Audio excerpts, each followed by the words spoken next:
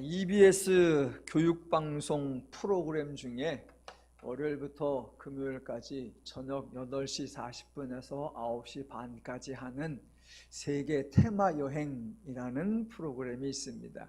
세계 여러 곳곳을 다니면서 소개하는 프로그램인데 제가 아주 즐겨 자주 봅니다. 지난주에는 그 프로그램에서 사우디아라비아를 소개해 주었습니다.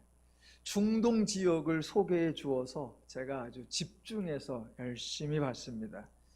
아마도 제 평생에 중동할 기회가 있을까? 아마도 없을 것 같고, 또 여행을 소개하는 프로그램들 중에서도 중동 지역을 소개하는 경우가 매우 드물어요.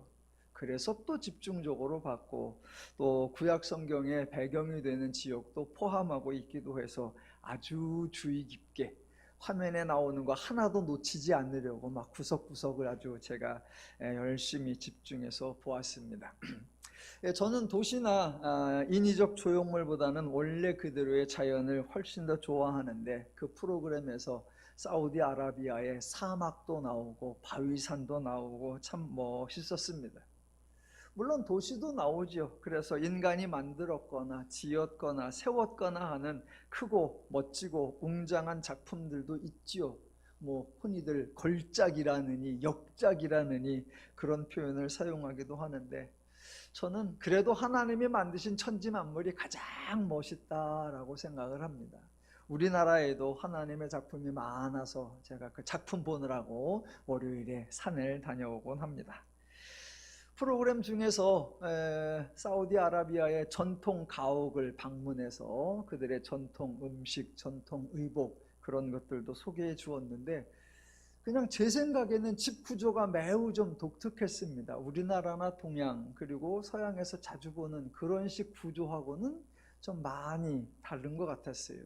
그래서 그냥 혼자 집을 왜 저렇게 졌을까? 왜 저런 식으로 배열을 했을까? 생각하다가 아마도 그 지역이나 그 기후에 맞춰서 생활하려고 하다 보니 그렇게 되었겠다 생각했습니다. 그 프로그램을 진행하는 분이 여성이었고요. 자막에 아랍어 통역사라고 나오는데, 그분을 이렇게 보니까 약간 이국적이에요. 그래서 어쩌면 부모님 중에 한 분이 현지인일 수도 있겠다, 저 혼자 생각을 하면서 그분이 현지인들과 대화를 하는데 아주 잘해요. 물론 제가 아랍어를 모르니까 바르게 말을 하는지 엉터리로 하는지 그건 모르겠는데, 여하튼 의사소통을 막 잘하는데 되게 잘하나 봐요. 그 사우디아라비아 현지인들이 그 여인 보고 너 우리나라 말을 왜 그렇게 잘하니? 라고 자막에 번역이 되어서 나와요. 그래서 와, 잘하나 보다. 근데 제가 순간 약간 이국적으로 생긴 여인이 아랍어를 막 하고 있는데 그게 자연스러운 것 같고, 갑자기 한국말을 하니까 제 혼자 생각에 와, 저 여자가 한국말을 잘하네. 제가 그런 생각이 들었습니다. 언어와 언어를 번역하고 언어와 언어를 소통하는 게 상당히 쉬운 일은 아니죠. 제가 종종 성경의 번역에 대해서 언급을 하곤 하는데, 제가 여러 나라 말을 잘해서 언어에 능통한 사람이 아니고 겨우 우리말 잘하는 거 빼놓고는 별로 없어서 번역을 논할 만한 자격이 되지는 않습니다. 같은 말을 해도 세대에 따라 또 계층에 따라가 이해가 달라지는데, 서로 언어가 다르면 그 소통이 상당히 어려울 거다라는 건 당연할 겁니다. 우리나라에서도 세대 간의 소통이 어려운 그런 단적인 예가 있죠. 어르신이 사우나나 목욕탕에 가서 온탕에 들어가지요. 그러면서 하는 말, 시원하다. 그럼 이제 젊은이가 그 말 듣고 온탕에 들어갔더니 뜨거라. 그래서 어른들은 다 거짓말쟁이라고 합니다. 여러분, 어른이 시원하다라고 한 거는 말을 잘못한 게 아니에요. 시원하다 그 말은 물의 온도에 대한 표현이 아니라 몸과 마음으로 느끼는 심정에 대한 표현이죠.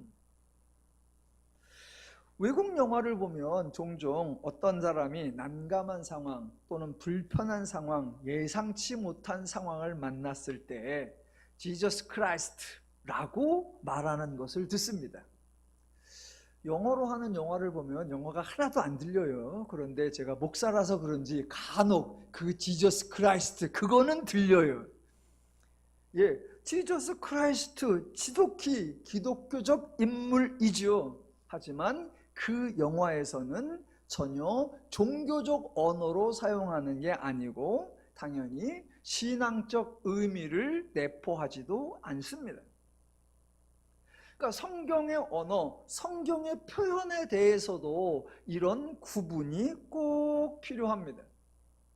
가장 대표적인 오해가 하나님의 말씀을 법이라고 생각하는 겁니다.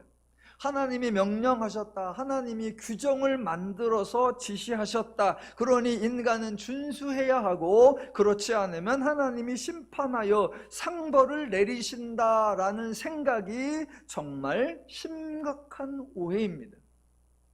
성경의 언어는 법적인 언어가 아니라 관계적 언어이고, 그래서 성경의 표현은 법적인 표현이 아니라 관계적인 표현입니다.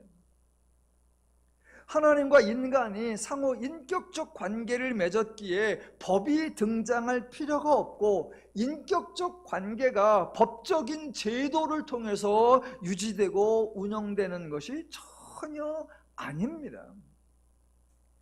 이 기본만 알아도 기독교에 대한 오해, 성경에 대한 오해, 하나님과 인간의 관계에 대한 많은 오해와 왜곡을 바로 잡을 수 있을 것입니다. 만약 하나님이 힘으로 인간을 지배한다면, 하나님이 법으로 인간을 통제한다면 성경은 아주 간단해집니다. 성경에 구약과 신약이 있을 필요도 없고요, 하나님이 인간을 찾아오고 인간에게 말씀하시고 그 말씀을 이루겠다고 약속하시고 맹세하시고 하나님이 친히 일을 하시고 은혜를 베풀고 이런 모든 내용이 성경에서 제거되어야 합니다. 그죠? 말 안 들으면 벌, 말 안 들으면 징계, 간단해져요. 그런데 성경이 강조하는 하나님 스스로 가장 강조하는 하나님의 성품이 뭐냐? 바로 인격성, 즉 기독교의 하나님은 인격적인 하나님이시다라는 사실입니다. 그래서 인간을 창조할 때도 인간 그저 흙으로 조물조물해서 만들어졌네, 됐다 하고 에덴 동산에 툭 던져 놓은 것이 아닙니다. 인간을 창조할 때에 하나님의 형상과 모양을 따라 창조하시고 하나님적 가치와 존중을 부여하고 하나님과 인간이 대화하고 소통하고 사귀며 교제하는 거예요. 하나님이 인간을 얼마나 애틋하게 생각하냐면, 사람이 혼자 사는 것에 대하여 안타까워하시면서 남자와 여자가 서로 돕는 배필이 되어 서로 행복을 누리며 살게 해주셨다라는 겁니다. 지난주에 우리 이도노 목사님께서 설교를 해주셨어요. 정말로 은혜롭게, 정말로 재미있게, 정말로 다양한 이야기를 말씀해 주셔서 저도 배운 게 많습니다. 그 중에 하나, 돕는 배필을 말씀해 주셨는데, 저는 그동안 배필 그러면 비읍에다가 어이를 써서 배필이라고 생각하고 있었어요.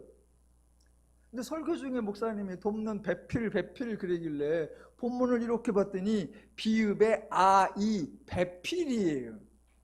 여러분은 어떠셨는지 모르지만 저는 배필로 알고 있었어요. 그래가지고 설교 끝나고 인터넷에서 검색을 해봤어요. 국어사전. 배필 안 나와. 그래서 배필 치니까 서로 마주보고 있는 동료 이런 게 나오더라고요. 그런데 배필로 검색을 하니까 사전에 배필로 나오고 그 밑에 배필이라는 단어를 사용한 여러 문서들이 이제 쭈르르 나오잖아요. 그 문서들의 10개 중 9개가 다 배필이에요. 그러니까 원래는 배필인데 많은 사람들이 배필로 알고 있더라고요. 저도 왜 배필이라고 생각했는지 모르겠어요. 그냥 배필로 생각을 하고 배필로 쓰고 있었더라고요. 예, 좋은 것을 바로잡아 주신 이도노 목사님께 감사드립니다. 예, 하나님이 인간을 너무 사랑하셔서 하나님의 형상을 부여하셨고 또 그 인간들이 너무나 행복하길 바라셔서 남녀와 여자가 서로 가정을 이루도록 해주셨습니다.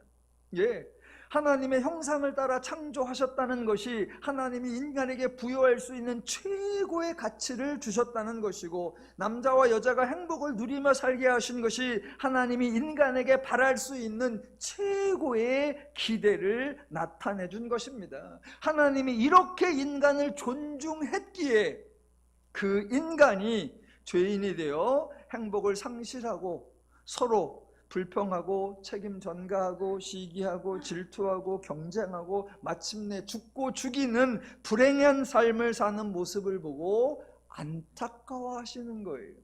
그렇게 안타까워하시기에 인간이 다시 행복을 누릴 수 있도록 도와주기 위하여 하나님이 인간을 찾아오시고 죄의 실체를 알려주시고 죄를 이길 수 있는 하나님의 성품을 계시해 주시고 그 과정을 위해 하나님이 친히 수고하고 일하고 애쓰고 열심을 내어 사역을 행하시는 것입니다.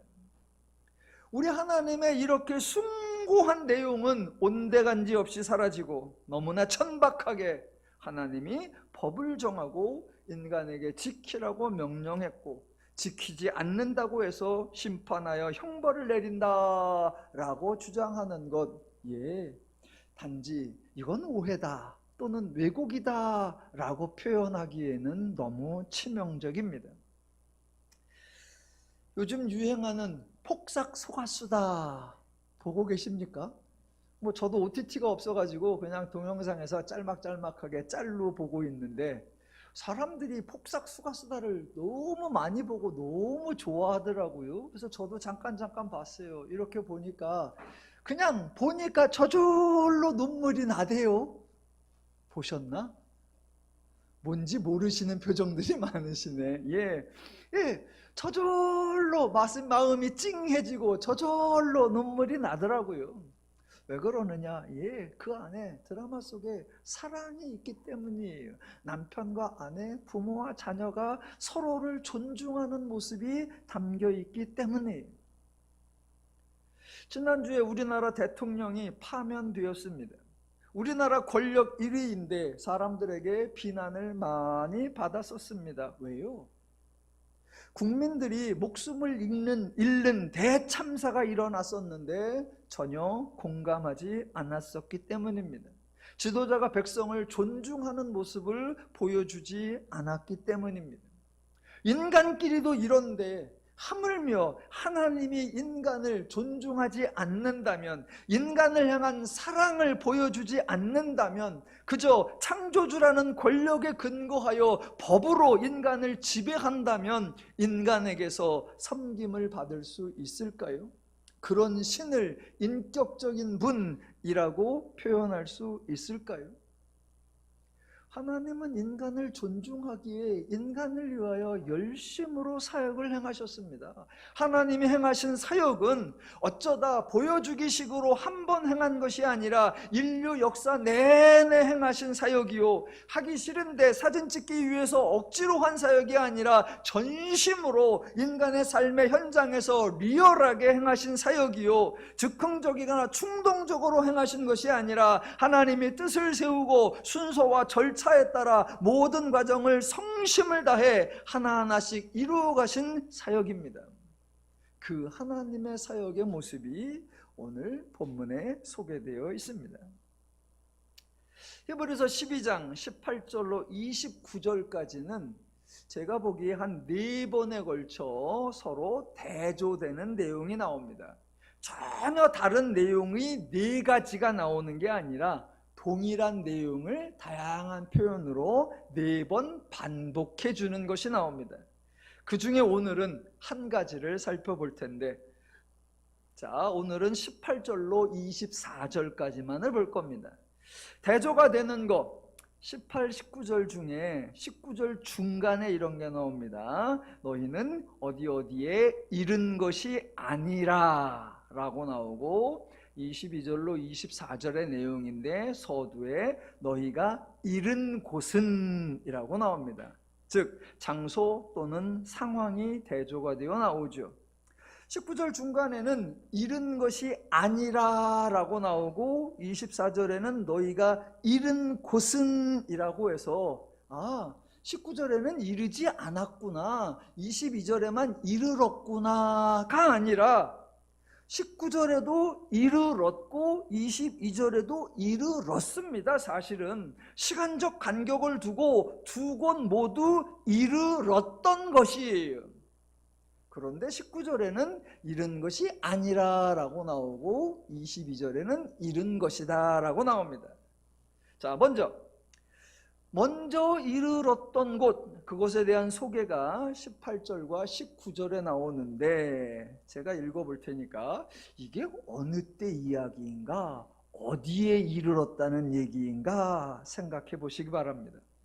너희는 만질 수 있고 불이 있는 산과 침침한 흑암과 폭풍과 나팔 소리와 말하는 소리가 있는 곳, 여기에 이르른 거예요. 여러분이 듣도 보도 못한 이야기가 아니라 구약에 나오는 이야기, 구약에서 익숙한 장소입니다. 여기가 어디냐면 바로 출애굽한 이스라엘이 도착한 시내산입니다. 자, 성경이 주목하는 것은 이스라엘이 애굽에서 나와 시내산으로 옮겼다라는 장소적 이동이 아닙니다. 또한 노예로 살다가 드디어 해방되어 자유인이 되었다라는 신분적 변화가 아닙니다. 하나님과 인간의 관계, 인간에게 죄를 이길 수 있도록 하나님에 대하여 계시하는 하나님의 사역, 그것을 강조합니다. 그래서 본문에 시내산에 도착했다라고 표현하지 않아요. 자, 지금 히브리서 12장 18, 19절에 나오는 요 시내산 장소를 출애굽기에서 한번 살펴보면 출애굽기 19장 18절에 이렇게 나옵니다. 시내산에 연기가 자욱하니 여호와께서 불 가운데서 거기 강림하심이라. 그 연기가 옹기 가마 연기같이 떠오르고 온 산이 크게 진동하며 나팔 소리가 점점 커질 때에 모세가 말한즉 하나님이 음성으로 대답하시더라. 하나 더, 출애굽기 20장 18절에 보면 이렇게 나옵니다. 뭇 백성이 우레와 번개와 나팔 소리와 산의 연기를 본지라입니다. 이동을 해서 도착한 장소는 시내산이 맞아요. 만약 성경이 아니라면 표현이 많이 달라지겠죠. 시내산의 위치, 시내산의 높이, 시내산의 모양, 시내산의 유명한 봉우리, 그리고 이 시내산에 가려면 어느 쪽으로 들어와서 어느 쪽으로 나가야 하고, 이 시내산에서 물을 구하려면 어디를 가야 하고, 이 시내산에는 몇 명이나 머무를 수 있을까, 이런 것들이 소개될 겁니다. 하지만 여행 정보지나 산행 안내지가 아니라 성경이니까 전혀 다르게 표현한 겁니다. 이스라엘 백성이 출애굽하여 시내산에 도착했다 라고 표현하는 게 아니에요. 장소적으로는 시내산에 온 게 맞아요. 그런데 더 중요한 거, 하나님이 이스라엘과 동행하고 있다. 너희를 애굽에서 출애굽시켰고 앞으로 가나안까지 인도할 하나님이 너희와 함께하고 있다. 그것을 강조하는 거예요. 그래서 핵심이 시내산이라는 장소가 아니라 하나님입니다. 여러분, 그들에게, 출애굽한 백성들에게 형상이 없는 하나님, 영이신 하나님, 보이지 않는 하나님, 그 하나님이 임재하여 그 하나님이 동행한다라는 걸 설명해야 합니다. 어떻게 하죠? 형상이 없어, 영이야, 보이질 않아. 그런데 그분이 너희와 함께 계셔. 어떻게 설명해요?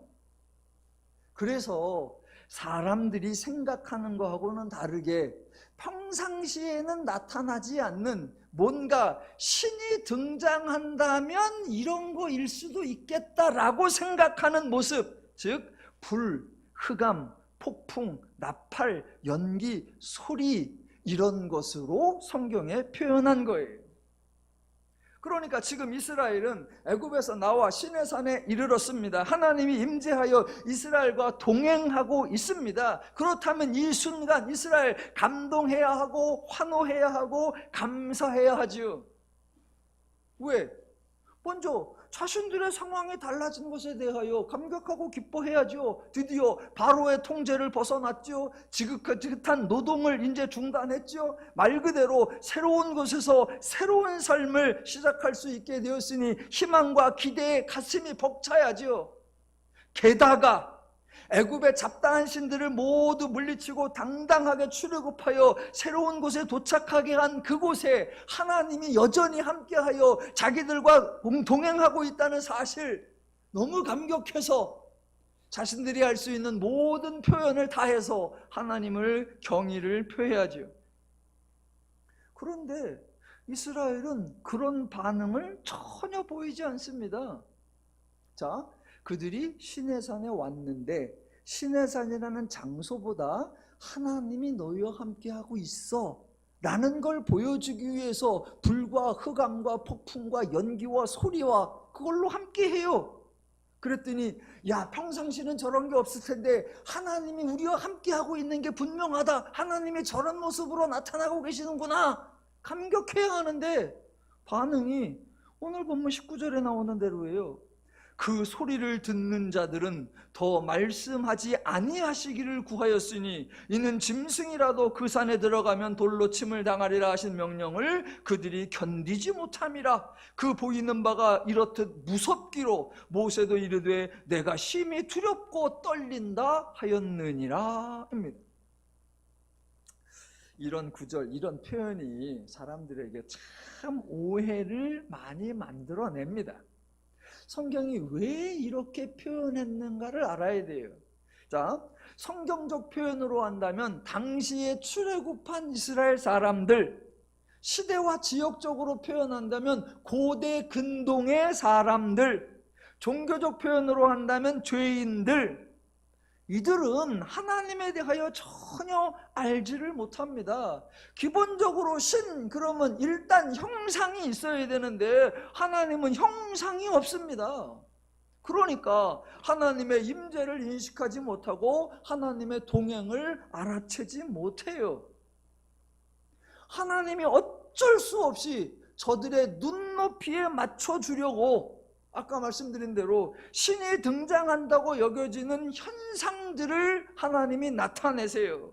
그게 불이고 흑암이고 폭풍이고 나팔이고 연기이고 소리예요. 다양한 현상들이 있지만 그것을 핵심적으로 요약하면 뭐예요? 나 여기 있다, 나 너희와 함께하고 있다, 그거예요. 무섭게 하려고 한 게 아니고 두렵고 떨리게 하려고 한 것이 아닙니다. 하나님이 함께하고 있다는 것을 알게 하려고 한 거예요. 하지만 반응은 무섭기로 두렵고 떨린다 한지라. 여러분, 이게 죄인의 한계예요. 하나님의 한계가 아니라, 구약의 한계가 아니라 죄인의 한계. 죄인이라 사고가 죄적 사고방식에 사로잡혀 있습니다. 만약 하나님이 보여주신 그 다양한 현상들이 나타나지 않았다면 뭐라고 할까요? 하나님이 없네? 하나님이 우리와 함께하지 않네? 하나님은 어디에도 보이지 않네? 아, 그러면 우리는 이제 이 광야를 어떻게 헤쳐나가야 되나? 두렵고 무섭고 떨린다, 그럴 거고. 그래서 하나님이 나 너희와 함께하고 있어 다양한 현상으로 나타내 보여주니까 어머, 저 현상들은 너무 무서워, 저거는 두렵고 떨린다, 어쩌라고? 그러니까 사람들은, 죄인들은 자기들의 사고방식에 문제가 있다고 생각하지 않아요. 자기들이 죄적이라고 인정하지 않습니다. 마치 자신들이 정상적인 것처럼, 자신들이 기준인 것처럼 생각을 합니다. 그러면서 하는 말, 하나님을 보여달라, 하늘로부터 오는 표적을 보여달라라고 합니다. 아, 보여달라고? 그래서 하나님이 보여줘요. 불과 흑암과 폭풍과 연기와 소리. 그랬더니 와, 무섭고 두렵다, 더 이상 나타나지 마라, 더 이상 말하지 말라. 그래놓고 하는 말, 그거 말고 다른 건 없습니까? 그래요. 그래서 하나님이 또 다른 걸로 보여줍니다. 그랬더니 저거는 우리의 기준에 맞지 않다. 우리가 생각하기에는 저건 아니다 라고 합니다. 이게 죄인들의 사고방식이고 이게 죄인들의 한계예요. 성경이, 구약이 그걸 증명해 주는 거예요. 하나님이 뭔가를 잘못하고 하나님이 덜 보여주는 게 아니라 아무리 하나님이 보여주어도 아무리 하나님이 알려주어도 죄인은 하나님을 알 수가 없더라라는 거예요. 지금 하나님이 무섭고 두렵고 떨리게 하는 것이 아니라 너희가 죄인이라는 것, 너희가 죄적 사고에 사로잡혀 있다는 것, 그것이 문제의 핵심입니다. 그래서 죄인이 죄를 벗어나야만, 죄의 사고 대신에 하나님적 사고가 들어와야만, 하나님의 은혜가 있어야만 하나님에 대한 이해, 하나님에 대한 인식이 가능하다라는 겁니다. 그걸 보여주는 거예요. 일단 정리해 보겠습니다.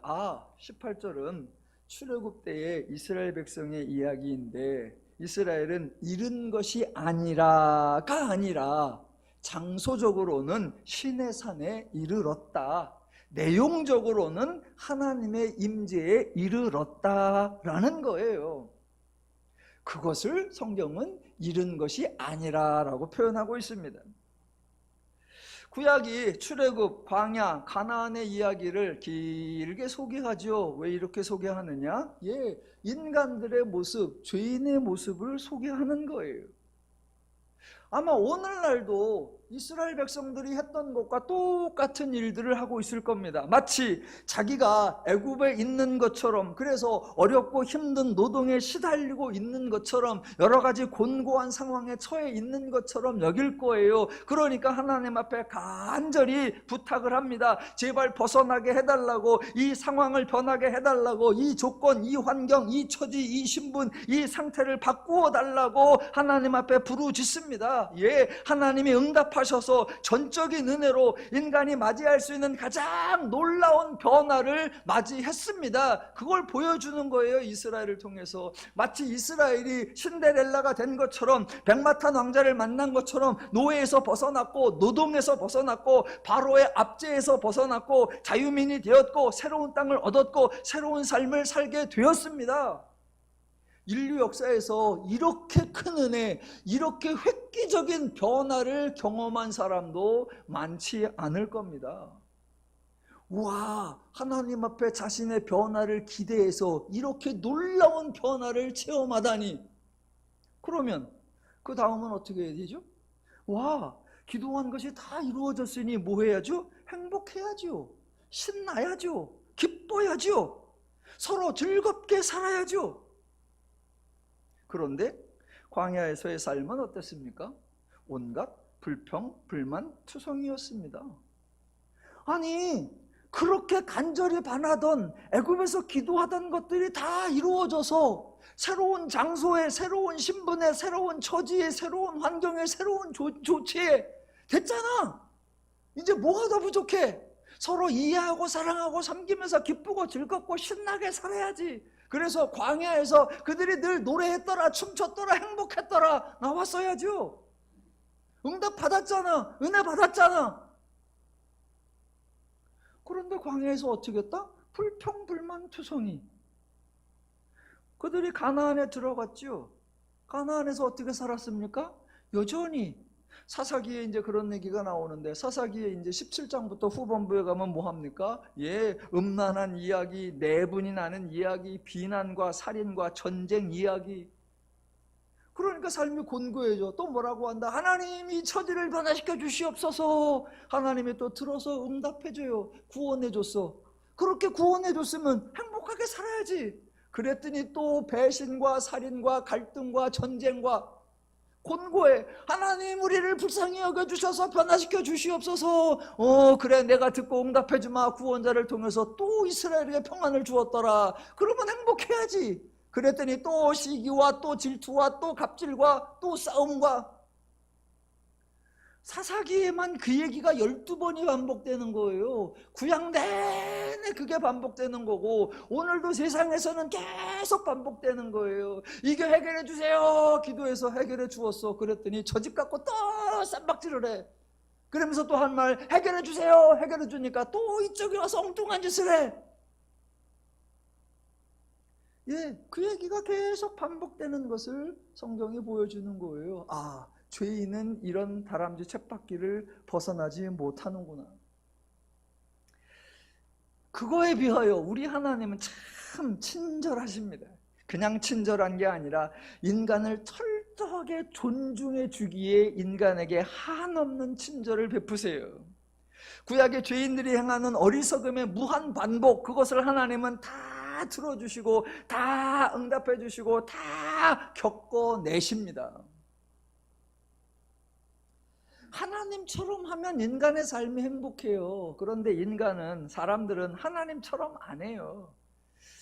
제가 그냥 개인적으로 어르신들, 저도 이제 어르신 반열에 들어가고 있다 그랬습니다.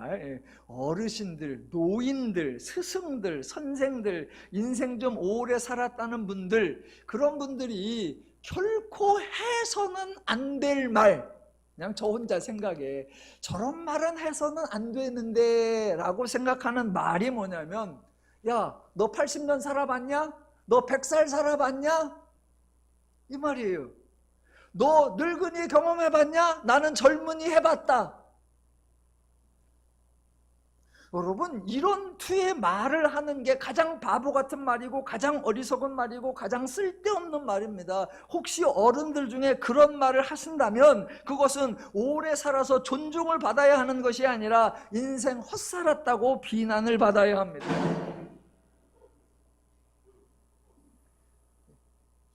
잘하겠습니다. 만약 자신이 인생을 살아봐서 경험을 해봐서 안다고, 그래서 너보다 낫다라고 말을 하는 방식이라면 서양의 사람이나 선진국이라는 나라들의 사람들이 너는 이런 문화 가져봤냐? 너는 이런 역사 경험해봤냐? 라고 말하면 뭐라고 하겠습니까? 그냥 오래 살아서 많은 경험을 해본 사람의 말이 맞을 것이니까 들어야 한다면, 더 긴 역사가 있는 나라, 더 발달한 문화가 있는 사람들의 말이 맞는 것이니까 들어야 한다. 그게 말이 되냐고요. 그런데 저와 여러분이 나름대로 인생을 살아보셔서 알 텐데, 여러분, 내가 이거 지혜로운 말이야, 이거 내가 경험해서 나온 산 지식이야 라고 젊은이들에게 말하면 젊은이가 듣나요? 너 100살 살아봤냐? 너 안 살아봤지? 난 살아봤어. 살아본 내가 말하는데 이거 생생한 경험인데 해봐요. 젊은이가 듣나? 안 듣습니다. 안 듣어요. 안 들어요. 여러분, 인간은 역사를 통해서 배우지 않습니다. 뭐 역사를 잊는 민족은 미래가 없다라고 하는데, 예, 기억은 해. 아무도 역사를 통해서 배우지 않아요. 여러분, 우리가 역사를 통해서 덜 들었나요? 교만하면 안 된다, 친절해야 된다, 덜 들었냐고요. 정직해야 된다, 성실해야 된다, 덜 들었냐고요. 그러지 않은 사람들 망한다, 덜 들었냐고. 회사에서 동료 간에 갑질하면 안 된다, 덜 들었냐고. 그런 사례를 덜 봤냐고. 저는 그런 면에서 성도님 모두를 존경합니다. 와, 그 사자정글 같은 그런 직장 생활에서 그 갑과 을과 병과 정의 그 관계 속에서 생존하시는 여러분을 저는 정말 존중해요. 저는 교회의 직원이 저 혼자예요. 제가 갑이고요, 제가 을이에요. 저는 갑을이 없어요. 집에 가면 병이지만 집에서 제가 가장이에요. 그래서 제 자리가 가장자리야. 예, 성도님들은 종종 그 직장 내에 갑질 같은 거 이렇게 방송 나오는 거 보면 어쩌면 저렇게 야비하고 어쩌면 저렇게 치졸하고 어쩌면 저렇게 잔인한가. 참 견디느라고 애쓰십니다. 예, 존중해요. 여러분, 인간은 역사를 통해서 배우지 않아요. 우리나라에서도 국민을 존중하지 않으면 권력은 소멸한다. 이미 여러 번 경험했었잖아요. 그래놓고 또 반복됐잖아요. 그래서 우리 하나님은 내가 영생을 살아봐서 아는데 그러면서 아는 척을 하지 않습니다. 좋은 정보를 주면 저들이 변화될 거다 기대하지 않습니다. 그래서 죄인이 하는 짓들을 막으려고 하지 않습니다. 왜요? 막아지나요?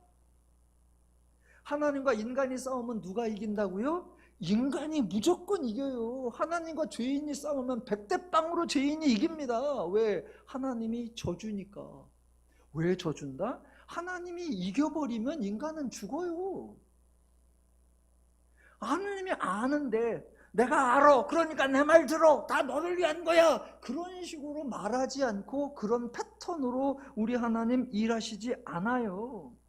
도리어 구약의 뻔한 이야기, 죄인들의 죄된 행동들이 반복되는 이야기, 왜 그래요? 하나님이 받아주시기 때문이에요. 하나님이 수용해 주시는 거예요. 하나님이 당해 주시는 거예요.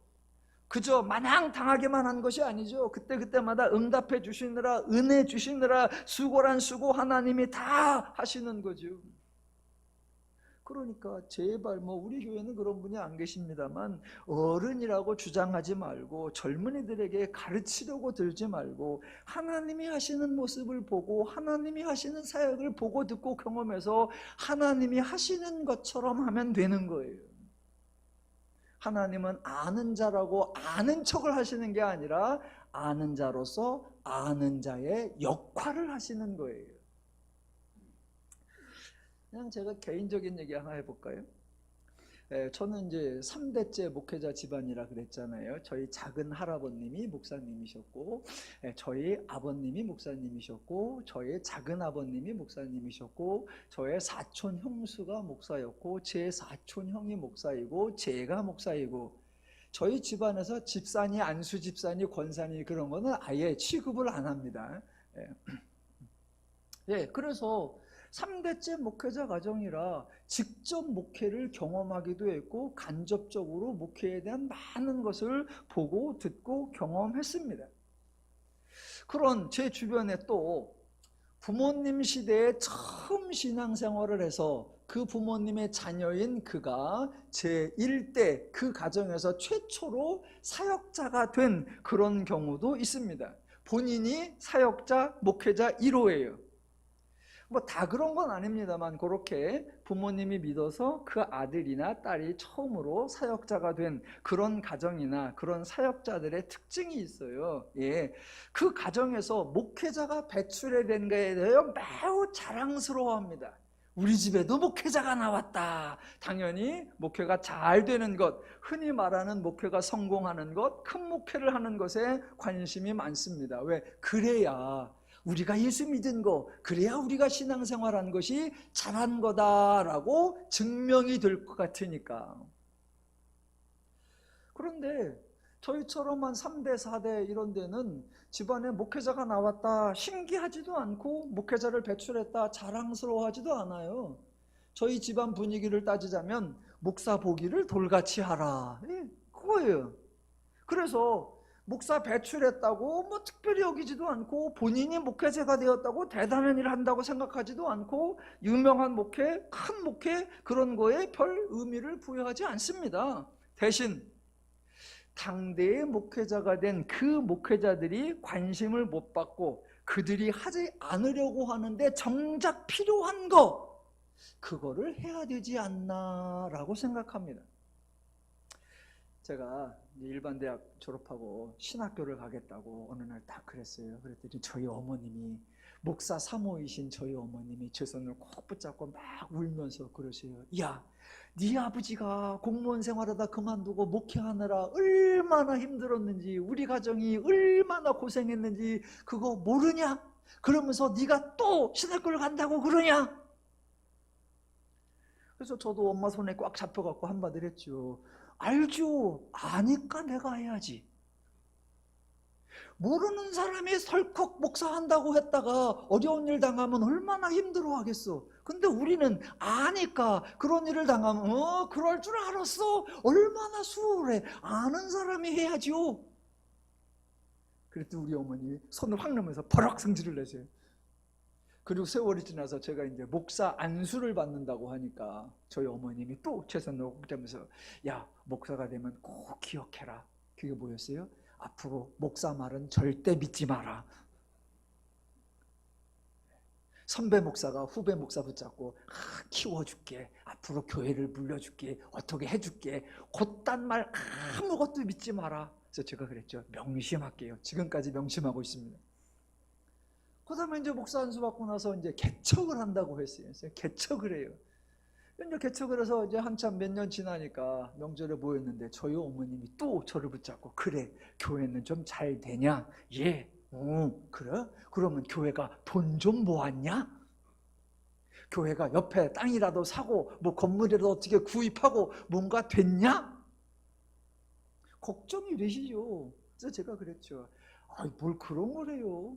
목회는 엄마 즐겁게, 목회자와 성도가 즐겁고 신나고 행복하고 그게 최고야. 그래서 우리는 주일마다 잘 먹고 즐겁게 행복하게 살아. 뭘 먹냐? 한 달에 한 번씩 떡도 하고요, 뭣도 하고요, 뭣도 하고 이렇게 해요.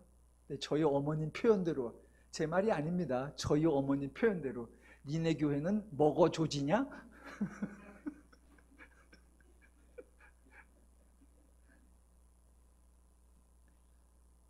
너희 교회는 먹어주지냐? 예, 당대의 목회자가 된 사람들은 그 목회에 더 넓은 거, 더 깊은 거 이런 게 잘 안 보여요. 그래서 그 눈앞의 것에 연연하게 돼 있어요. 저희는 이제 한 3대쯤 넘어오고 나니까 앞에 보이는 건 이건데 저 뒤에는 저게 있어야 하고 이쪽 끝에는 이런 것도 해야 돼. 우리는 보여. 보이면 누가 해야 된다? 보이는 자가. 알면 누가 해야 된다? 아는 자가. 그러니까 아는 자는 아는 척을 하는 게 아니라 아는 자의 역할을 하는 거예요.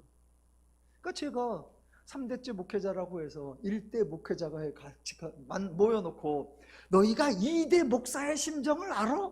너희가 3대 목사가 돼봤냐? 나는 해봤다. 이런 걸 꼴값이라 그래요. 그런 말은 하는 게 아니에요. 우리 하나님은 절대로 아는 척을 하는 게 아니라 아는 자의 역할을 하세요. 그러니까 죄인들의 부족함을 알고 죄인들의 한계를 아니까 그들을 지적하거나 그들을 책망하거나 그들을 막아서거나 너희들은 몰라, 아는 내가 말할 테니까 무조건 내 말대로 해, 그렇게 윽박지르거나 하지 않아요. 예, 하나님이 하신 것처럼 해야 인간 삶이 형통하고 평안해요.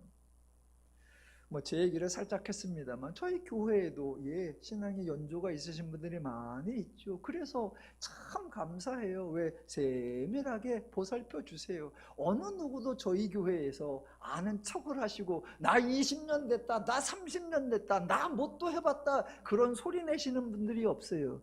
그런데 꼭 필요할 때 필요한 역할들을 다 해놓으셔요. 어떨 때는 해놨는지도 모르는데 누가 다 해놨어.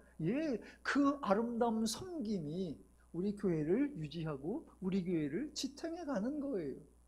구약의 이야기가 인간의 죄인의 연약함, 인간의 죄인의 어리석음, 그러나 그것을 아시는 하나님의 부단한 열심, 하나님의 부단한 일하심, 그걸로 이어져 오고 있는 거예요.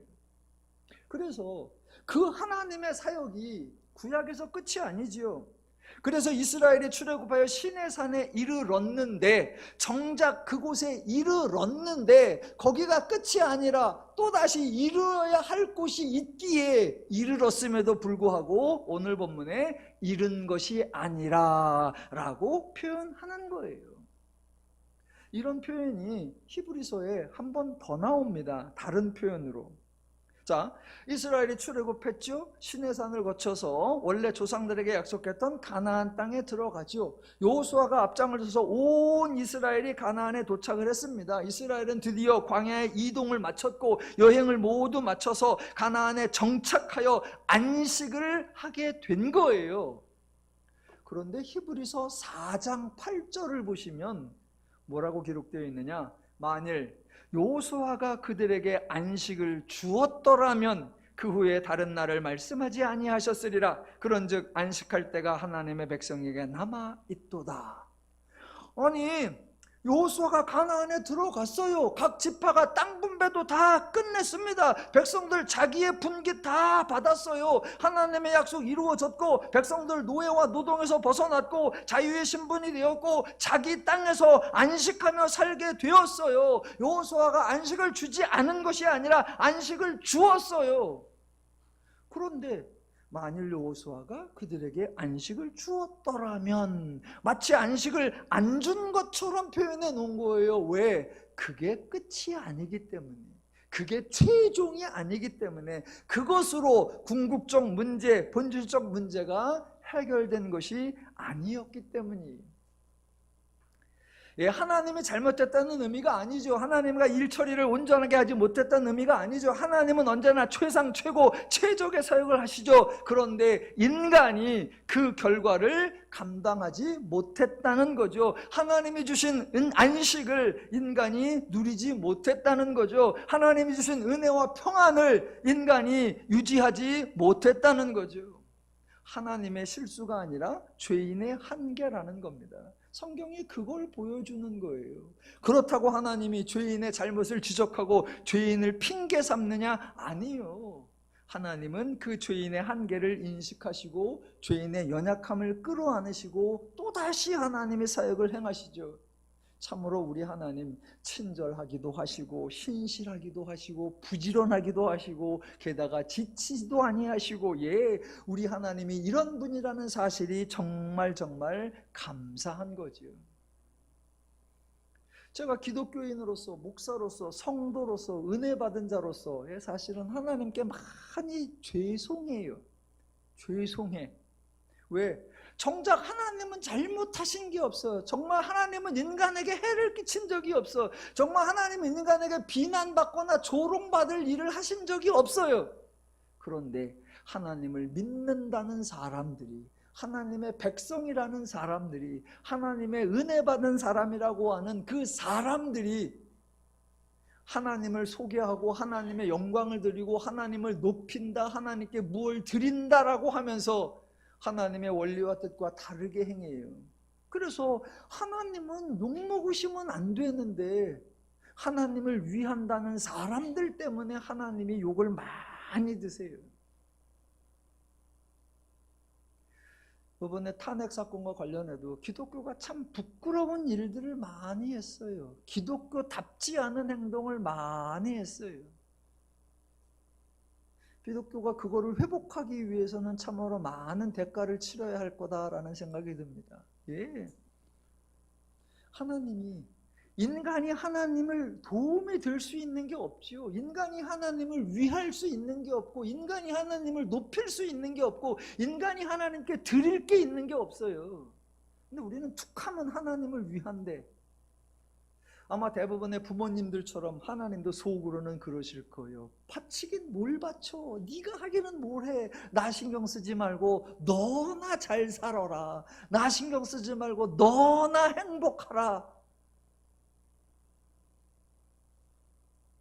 오늘 본문에 4번의 대조가 나온다고 했는데 그 중에 첫 번째 것만 살펴보고 있어요. 19절에 이른 것이 아니라 했는데 사실은 이르렀다. 예, 그곳이 시내산이었다라고 했습니다. 다만 최종적인 것이 아니기에 거기가 아니라라고 한 거예요. 그렇다면 이제 뭐가 나와야 된다? 최종적인 곳, 정작 이르러야 하는 곳, 거기가 등장을 해야 되겠죠. 그게 22절로 24절이에요. 제가 한번 읽어볼게요. 그러나 너희가 이른 곳은 시온산과 살아계신 하나님의 도성인 하늘의 예루살렘과 천만 천사와 하늘에 기록된 장자들의 모임과 교회와 만민의 심판자이신 하나님과 및 온전하게 된 의인들의 영들과 새 언약의 중보자이신 예수와 및 아벨의 피보다 더 나은 것을 말하는 뿌린 피니라. 너희가 이른 곳이라고 하니까 어디에 이르렀는지 장소가 나와야죠. 그 장소가 이렇게 길게 나온 거예요. 물론 서두에 두 가지가 나왔습니다. 시온산과 살아계신 하나님의 도성인 하늘의 예루살렘. 여러분, 이 두 곳은 같은 장소예요? 다른 장소예요? 시온산, 말 그대로 실제 있는 산입니다. 예루살렘에 있는 산, 예루살렘 성전 서쪽문 앞에 있는 높이 한 790m 되는 땅에 있는, 육지에 있는 실제 산이에요. 그리고 그 다음 살아계신 하나님의 도성인 하늘의 예루살렘, 표현대로 하면 하늘의 도성이에요. 즉 하늘에 있는 성, 그래서 하늘의 예루살렘이라고 하니까 땅이 아니라, 육지가 아니라 하늘에 있다는 겁니다. 그렇다면 땅에 있는 시온산과 하늘에 있는 하늘의 예루살렘, 이건 다른 장소예요? 같은 장소예요? 여기에 이르렀다라고 하잖아요. 여기도 왔고 저기도 갔어요? 뭐 성경에 이렇게 표현이 모순됩니까? 라고 지적을 한다면 그거는 예리한 지적이 아니라 본문의 표현 방식을 이해하지 못한 거예요. 설교 서두에 말씀드린 것처럼 온탕에 들어가면서 시원하다, 그건 물의 온도에 대한 표현이 아니라 감성에 대한 표현이었습니다. 시원하다, 그 말을 듣고 외국인이 한국인들은 온도에 무감각하다라고 비난한다면 그거는 그렇게 말하는 사람이 어리석은 거예요. 지금 본문은 뭐예요? 너희가 이르지 아니하고 대신 너희가 이른 곳은 이라고 말하는 이 표현, 지리적인 관점이 아니고 장소를 설명하는 언어가 아니라 하나님을 설명하는 것, 하나님과 인간의 관계를 설명하는 것, 하나님의 일하심을 통해 인간에게 성취된 내용을 설명하는 표현이에요. 그래서 출애굽 이후에 이스라엘이 시내산에 도착했다. 그런데 장소가 핵심이 아니라 하나님이 임재해서 동행하고 계신다라는 게 핵심이었고, 예수가 십자가와 부활 사건의 이후에, 즉 히브리서 표현대로 하면 대제사장의 역할을 수행하신 결과로 인간에게 이루어진 내용, 시내산이나 예루살렘이라는 장소에 이르렀다는 것이 아니라 하나님께 이르렀다라는 내용입니다. 같은 내용인데 구약에서는 이른 것이 아니라 라고 하고 신약에서는 너희가 이른 것이라고 표현한 거예요. 왜? 장소가 달랐기 때문이 아니죠.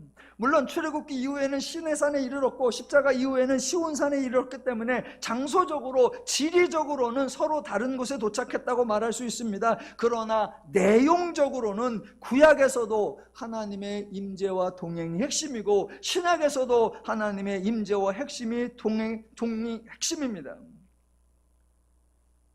그런데 구약에서는 이르지 아니하고 신약에서는 이르고라고 했습니다. 핵심이 뭐예요? 하나님의 동행과 임재가 이르렀느냐 이르지 않았느냐가 아니라 하나님은 똑같이 역사하셨는데 인간이 하나님의 임재와 동행을 이해하였느냐, 하나님의 임재와 동행을 인식하였느냐, 하나님의 임재와 동행을 삶 속에서 누리며 살았느냐, 그거에 대한 표현입니다. 종종 제 설교에 대해서 설교하랬더니 논문을 쓰고 있냐라는 지적도 하시고, 그래서 성도님들이 실제적으로 적용할 내용이 뭐냐, 딴 얘기는 안 하고 계속 이르렀다 이르지 아니하였다 그 얘기만 하고 그래서 나보러 뭐 하라는 거냐 라고 하시는 분들도 계실까봐 오늘은 제가 구체적으로 결론을 내어드리겠습니다. 오늘 본문에서 강조하는 게 뭐다? 너희가 이른 곳은, 저희에게 너희가 이르렀다라고 선포하고 있다라는 사실입니다. 너희가 이르러야 하는 곳 아니고요, 너희가 이르기를 기대하는 곳 아니고요, 너희 중에 혹은 몇 명은 이르고 혹은 몇 명은 이르지 못할 수도 있는 곳 아니고요, 아예 단호하게 너희가 이른 곳이라고 선포합니다. 이미 도착했습니다. 이미 완성했습니다. 그래서 그 밑으로 가보면 히브리서 12장 28절, 그러므로 우리가 흔들리지 않는 나라를 받았은즉 너희가 받기를 원하노라, 너희가 가기를 원하노라, 너희가 들어가기를 원하노라, 너희가 혹 못 들어갈 수 있다. 아니요, 너희가 이르렀고 너희는 흔들리지 않는 나라를 받았고 라고 성경이 선포하고 히브리서가 우리에게 선포해 주고 있습니다. 그러니까 구원에 대하여, 그러니까 천국에 대하여 누가 어떤 소리를 해도 흔들리지 마시고, 나는 하나님의 임재와 동행에 이르렀고 나는 하나님의 흔들리지 않는 나라에 이르렀다, 담대하고 자신 있게 살아가시기를 바랍니다. 하나님으로 인하여 기쁘고 즐겁고 행복한 삶을 누구든지 항상 범사에 풍성히 누리며 사시기를 주님의 이름으로 축원합니다. 기도하겠습니다.